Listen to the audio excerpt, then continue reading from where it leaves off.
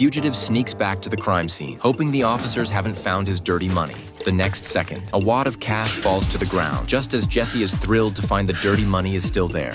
Suddenly, two figures glance toward the crime scene, realizing the officers might have returned to search for clues. Jesse quietly creeps to the door to check. Two officers tear down the caution tape and use a key to open the door. Jesse immediately jumped back and hid. In the corner, he prayed he wouldn't be discovered. A neighbor came to check after hearing the commotion. While the officer was distracting the neighbor, Jesse quietly observed, waiting for his chance. Then he slipped past the officer's back and hid. After sending the neighbor away, the officers began searching the premises. Just as one officer was searching a corner, he suddenly heard a familiar voice. A large black gun was pointed at him. Jesse told the man not to make a sound and instructed him to casually call over the other officer. But when Neil heard his name called for the first time, he sensed something was wrong. He responded to the man and cautiously followed him over. Seeing that the other officer hadn't come out yet, Jesse realized he'd been discovered. Neil said there were more officers waiting downstairs. Not wanting to keep Breaking Bad, Jesse surrendered. Just as he was lying face down on the floor waiting to be handcuffed, Neil tore off a wire and used it to tie Jesse up. When the feel of the restraint seemed off, Jesse realized these two officers were imposters.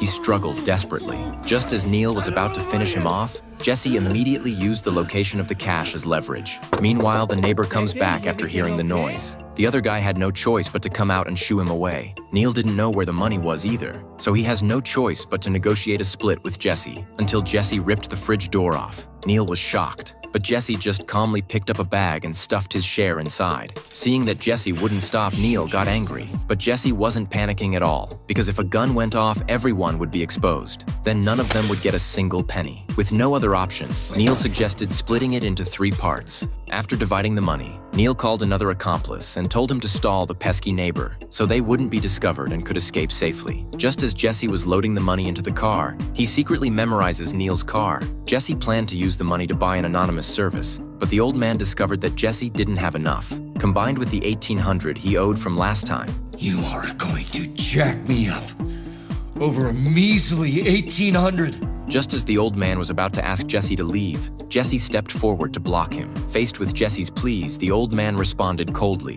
Said it yourself.